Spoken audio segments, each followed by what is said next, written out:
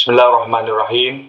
Alhamdulillahirabbil alamin wassalatu wassalamu ala asyrafil anbiya'i wal mursalin wa ala alihi wa sahbihi ajma'in. Rabbi shrah li sadri wa yassir li amri wahlul 'uqdatam min lisani yafqahu qawli. Subhanaka la 'ilma lana illa ma 'allamtana innaka antal alimul hakim. Wala haula wala quwwata illa billahil aliyyil azim. Assalamualaikum warahmatullahi wabarakatuh dan salam sejahtera. Jadi terlebih dahulu, Alhamdulillah, syukur kita pada Allah Subhanahu Wa Taala di atas segala nikmat yang diberikan kepada kita, dan insya-Allah sama-sama kita niatkan untuk kita guna pakai nikmat yang diberikan oleh Allah Subhanahu Wa Taala kepada kita untuk kita dapat manfaat kebaikan di dunia, lebih-lebih lagi kebaikan di akhirat. Jadi Alhamdulillah pada hari ini kita ada kesempatan untuk melihat ataupun untuk menyemak, untuk memperbaiki kefahaman kita berkaitan dengan kecemerlangan operasi, OE ataupun penambahbaikan proses kerja. Di mana dalam slot yang terdahulu kita bincang, kita perincikan berkaitan dengan apa itu OE. Kita cerita lebih lanjut apa itu OE. Yang mana sikit sebanyak dalam slot yang lepas memberi gambaran yang jelas kepada kita, indikator yang jelas kepada kita bahawa OE merupakan suatu perkara yang asas dalam kehidupan kita bersama universiti untuk kita perbaiki, untuk kita kemaskini sebelum kita melangkah ke arah yang lebih jauh. Perumpamaan yang saya boleh lontarkan, yang saya boleh beri kepada rakan-rakan sahabat-sahabat di luar sana, walaupun suasana sekarang ni pandemik yang mana sensitif bila mana kita sebut balik kampung. Tapi tak apa, saya nak gunakan perumpamaan ini atas dasarnya dia agak selari dengan peranan UI terhadap pencapaian kita, terhadap KPI kita, terhadap langkah-langkah kehadapan yang kita perlu lakukan untuk industri. Yang mana bila mana kita nak balik kampung, kita nak balik kampung, nak ziarah ibu bapa kita yang lama dah kita tak jumpa. Tak hanya sekadar kita WhatsApp, hanya sekadar melalui call dan sebagainya. Jadi rasa-rasa tak puas untuk kita berjumpa face to face dengan kedua ibu bapa kita. Jadi bila mana kita nak balik kampung, perkara asas yang perlu kita lakukan sudah pasti kita kena cek, kita kena buat pemeriksaan kepada kenderaan kita. Adakah kenderaan kita berstatus cemerlang, berstatus amat cemerlang, berstatus baik ataupun berstatus tidak memuaskan sebelum kita memulakan langkah kita ataupun sebelum kita memulakan perjalanan kita. Jadi kita cek dulu kenderaan kita, kita tengok dulu minyak hitamnya, radiatornya, kita tengok dulu clutch plate-nya, kita tengok dulu brake dia ada brake ke tak dan sebagainya, brake pad dia. Barulah kita memulakan perjalanan kita untuk berjumpa kedua ibu bapa kita. Jadi dalam konsep kita pada hari ini pun sama. Sebelum kita melangkah lebih jauh, sebelum kita merenung ke hadapan untuk mencapai apa yang kita sasarkan, sudah pasti benda yang paling asas depan mata kita adalah proses kerja kita. Adakah kita telah melakukan penambahbaikan terhadap proses kerja kita? Adakah kita telah kemaskini proses kerja kita? Jadi di sini memberi gambaran bahawa itu yang kita telah kongsi, yang telah kita kupaskan dalam slot sebelum ini. Jadi pada hari ini kita nak perincikan yang mana kenapa OE, why OE, kenapa kita nak laksanakan OE, penting ke OE ni, sampai mana kita kena laksanakan di universiti kita. Jadi pada pagi yang mulia ini, dalam slot yang kedua ini, dengan izin Allah, saya dapat berkongsi. Saya dapat cuba memberi kupasan yang menarik, seolah-olah memberi gambaran yang jelas kepada kita bahawa kita kena lakukan OE untuk kepentingan universiti. Jadi kalau kita perhatikan dari sudut pandang yang pertamanya, yang kita boleh lihat bahawa rata-rata akui sama ada orang luar ataupun orang dalam UiTM ni bersetuju dengan kenyataan saya ni, yang mana kita merupakan sebuah universiti bertaraf mega di negara kita. dengan bilangan pelajar kita, enrolment semasa kita 890,000 tu adalah alumni kita. Enrolment semasa kita menghampiri 190,000 enrolment pelajar kita. Dan bilangan staf kita menghampiri 18,000. To be exact figure dia 17,969 tenaga kerja kita. Dan kita ada program kita 498 dan kita ada 35 kampus. Yang mana sikit sebanyak memberi gambaran yang jelas kepada kita bahawa kita mempunyai ramai pelanggan. Bila mana kita besar, bila mana ramai pelanggan kita, ramai warga kerja kita, banyak program kita, menggambarkan indikator yang kedua, kita banyak proses. Kita banyak proses kerja kita. Yang mana sikit sebanyak proses kerja ni untuk makluman rakan-rakan, sahabat-sahabat yang saya kasihi dan saya hormati di luar sana, kita di INCA telah mengumpulkan semua proses-proses universiti di dalam OPIR, di dalam sistem kita yang terkini seluruh PTJ yang telah mendaftar proses kerja bersama OPIR INCA kita adalah menghampiri 3,000 proses kerja. Ada lagi lah yang PTJ yang masih lagi dalam proses untuk mendaftar proses kerja mereka. Nak memberi gambaran bahawa indikator yang kita nak nyatakan kat sini, kita ada banyak bilangan proses kerja.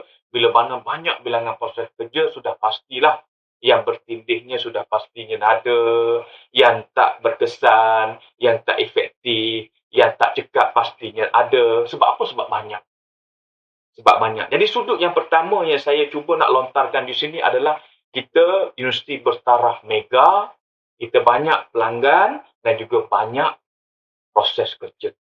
Dalam sudut yang lain, yang kita tengok dalam angle yang berbeza, dalam angle yang lain, yang kita sedar bahawa universiti kita mempunyai hala tuju, usaha yang murni, yang mana untuk kita menjadikan universiti terkemuka dunia 2025.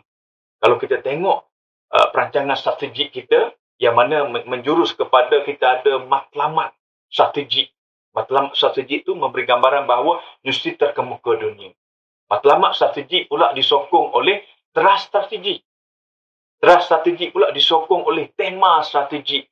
Dan tema strategik disokong oleh nilai universiti iaitu ESI dan juga nilai-nilai individu iaitu IDAI. Jadi di sana kita dapat satu indikator yang mana bila mana nak capai matlamat strategik, kita kena ada teras strategik. Dan kita kena ada teras strategik disokong oleh tema strategik dan disokong, dipacu dan dilaksanakan oleh warga kerja yang mempunyai nilai-nilai universiti dan juga nilai-nilai individu. Jadi bila mana kita sebut tema strategik, kita ada satu perkataan. Kita akan jumpa dengan satu perkataan yang mana kita boleh hubung kaitkan dengan proses kerja, iaitu takbir urus tangkas. Bila mana kita melihat tema strategik untuk menyokong kepada teras strategik, yang mana output yang terakhir kita adalah outcome yang terakhir kita adalah matlamat strategik, iaitu universiti terkemuka dunia, tema strategiknya ada kaitan dengan takbir urus tangkas, ada kaitan dengan proses kerja yang cekap dan berkesan. Jadi dari sudut pandang ini kita nampak proses kerja memainkan peranan yang penting untuk kita mencapai hala tuju masa hadapan kita. Jadi berdasarkan kepada dua senario yang saya cuba lontarkan, yang saya cuba perincikan, maka saya mengambil peluang untuk menghubungkan dua senario tersebut kepada 4 asas utama mengapa perlunya kita amalkan OE di universiti yang kita cintai. Kita perlu amalkan empat asas utama berdasarkan dua angle ataupun dua sudut pandang yang saya cuba kongsikan di awal tadi. Seolah-olah memberi gambaran kepada kita kenapa kita nak buat OE. Yang pertamanya, kepuasan pelanggan menjadi keutamaan universiti kita. Kita ramai pelanggan kita ni. Jadi sudah pasti kita kena senantiasa peka kepada keperluan dan juga ekspektasi pelanggan. Mana mungkin kita boleh kekalkan kepuasan, keperluan ataupun ekspektasi pelanggan bila mana kita tak pernah ubah proses kerja kita. Kita tak pernah tambah baik proses kerja kita. Dari dulu sehingga kini tak ada perubahan terhadap proses kerja kita. Jadi seolah-olah memberi gambaran bahawa kita tidak ada inisiatif untuk melonjakkan kepuasan hati pelanggan. Sedangkan kita ada ramai pelanggan. Sedangkan kita ada 35 kampus kita. Kalau kita tidak ada pelanggan, bagaimana kita nak uruskan 35 kampus kita di seluruh negara? Jadi nak memberi gambaran asas kepada kita bahawa kepuasan hati pelanggan menjadi keutamaan universiti dan cara terbaik yang paling dekat dengan pelanggan adalah proses kerja yang kita lakukan bersama universiti kita. Sebab apa? Sebab setiap proses kerja mempunyai pelanggan masing-masing. Jadi secara tak langsungnya, bila mana kita tambah baik proses kerja, yang dapat benefit adalah pelanggan kita di luar sana. Pelanggan kita yang direct dengan kita, yang 190,000 pelajar tadilah. Yang indirectnya, parentnya, lepasan pelajar-pelajar SPM, lepasan pelajar-pelajar diploma daripada universiti-universiti lain, yang mana itu merupakan pelanggan kita, future prospek kita, untuk kita jemput mereka, untuk kita menarik minat mereka, untuk menjadikan UiTM di hati pelanggan. Untuk menjadikan UiTM di hati pelanggan, kita kena lakukan sesuatu kepada proses semasa kita untuk memastikan bahawa jaminan kepada kepuasan hati pelanggan senantiasa ditambah baik, senantiasa dikemaskini dan senantiasa diperbaiki di setiap peringkat. Yang kedua, yang saya cuba nak mengambil peluang untuk kita mappingkan, untuk kita petakan keperluan UI di universiti kita, yang mana kita merupakan universiti bertaraf mega. Kita mempunyai banyak sumber dari segi ruangnya, dari segi bilangan stafnya, dari segi kepakaran dan pengalaman warga kerja kita, yang sikit sebanyak boleh mengoptimumkan penggunaan sumber yang ada di universiti. Jadi berdasarkan proses yang kita ada, berdasarkan proses yang akan diadakan, seolah-olah memberi gambaran kepada kita, kita memberi fokus, memberi tempuan bahawa optimum perlu dilaksanakan terhadap penggunaan sumber yang kita ada. Sumber yang saya maksudkan kat sini adalah yang utamanya sudah pastilah sumber kepakaran kita, sumber tenaga kerja kita yang ada 18,000 pekerja warga UiTM. Yang keduanya, ruang kita. Ruang kita. 35 kampus mempunyai ruang yang begitu luas. Banyak. Dan dapat manfaat bila mana kita optimumkan ruang tersebut. Dan sudah pastilah kepakaran-kepakaran, pengetahuan-pengetahuan warga kerja universiti kita kena optimumkan. Itu yang reason yang kedua. Asas yang kedua yang kita boleh katakan mengapa kita perlu laksanakan UI di universiti kita. Dan seterusnya yang ketiga. Yang ketiga saya mengambil peluang dari sudut pandang yang kita bincangkan sebentar tadi, yang seolah-olah memberi gambaran bahawa takbir urus yang tangkas memainkan peranan untuk kita mencapai matlamat strategik, iaitu Universiti Terkemuka Dunia 2025. Jadi bila mana kita sebut takbir urus tangkas, dia ada kaitan langsung dengan proses kerja kita, iaitu proses kerja yang cekap dan berkesan. Yang mana cekap ni lebih kepada kita boleh relate. Cekap ni memberi gambaran bahawa productivity, memberi gambaran bahawa efficiency, memberi gambaran bahawa hasil yang kita dapat tu adalah cemerlang. Iaitu kita namakan dia ataupun kita letak pada skop cekap. Dan berkesan ni lebih kepada practicality, proses kerja yang kita lakukan adalah praktikal ataupun tak. Ataupun dari segi sudut pelaksanaan, ianya sesuai dilaksanakan ataupun tak. Contohnya dalam situasi semasa pandemik. Mungkin kita tak berkesan proses-proses yang terdahulu bila mana kita tak ada modification, kita tidak ada penambahbaikan terhadap proses masa. Jadi nak memberi gambaran bahawa dua elemen penting dalam proses kerja yang kita kena beri banyak perhatian, yang kita kena tumpukan banyak perhatian. Yang pertama, cekap, ada kaitan dengan productivity, keberhasilan. Yang kedua, lebih kepada berkesan, iaitu praktikal ataupun ataupun dari segi pelaksanaan, ianya ada wujud keharmonian ataupun tak di peringkat pelaksana, di peringkat pentadbiran dan sebagainya. Dan yang keempat, yang terakhir, reason, alasan, why OE, why OE, why OE. Nombor 4 adalah untuk mewujudkan suasana kerja yang harmoni dan ceria di seluruh pelusuk Universiti Teknologi Mara. Jadi kita nak mencipta suasana tersebut. Dan salah satu idea, salah satu cabang untuk kita cipta suasana tersebut sudah pasti dengan cara menghasilkan proses kerja yang berwawasan, menghasilkan proses kerja yang berkesan, menghasilkan proses kerja yang cekap, yang memudahkan semua pihak. Yang mana, bila mana proses kerja kita mantap, proses kerja kita terbaik, yang akan membina suasana yang harmoni dan ceria, yang seterusnya akan mewujudkan kepuasan kerja di kalangan warga kerja universiti. Yang ni yang kita nak ni, kepuasan kerja seluruh warga kerja universiti. Yang mana kepuasan kerja ni memberi gambaran yang asas, yang mana kepuasan kerja ni berkait langsung dengan mereka merasa gembira dengan kerjaya yang dipilih. Mereka rasa bergembira bersama universiti. Mereka merasa gembira bersama PTJ mereka, iaitu kepuasan pelanggan. Dan bila mana kita dah ada kepuasan kerja, dia akan terus menjurus kepada komitmen.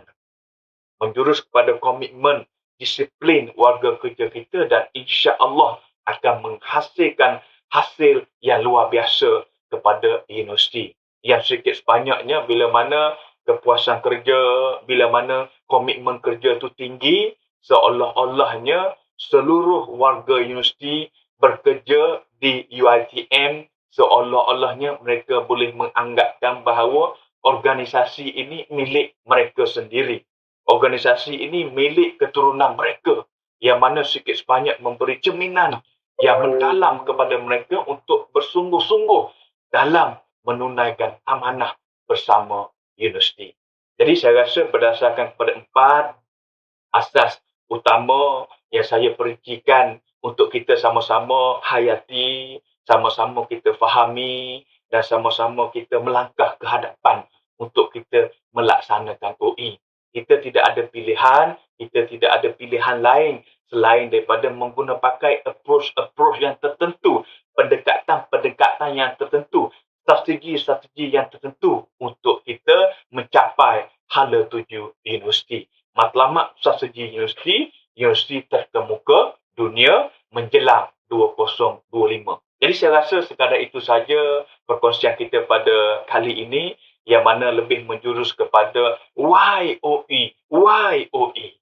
Kita dah menjawab persoalan kenapa kita perlu laksanakan OE, dan insya-Allah dalam slot yang seterusnya saya cuba sebaik mungkin untuk berkongsi how to implement OE. Bagaimana nak laksanakan OE. Jadi sekadar itu saja perkongsian kita pada pagi yang mulia ini, dengan harapan semua rakan-rakan, sahabat-sahabat yang saya kasihi, yang saya hormati di luar sana mendapat manfaat daripada perkongsian kita, dan insya-Allah manfaat tersebut kita amalkan, kita laksanakan untuk apa? Untuk Universiti Teknologi Mara mendapat manfaat daripada tindakan kita, daripada amalan kita. Jadi sekadar itu sahaja. Yang baik itu datang daripada Allah Subhanahu Wa Taala, yang kurang baik itu, yang kelemahan itu sudah pasti datang daripada diri saya. Sekian dahulu, ampun maaf daripada saya. Sekian, wabillahi taufiq wal hidayah. Wassalamualaikum warahmatullahi wabarakatuh. Sekian, terima kasih.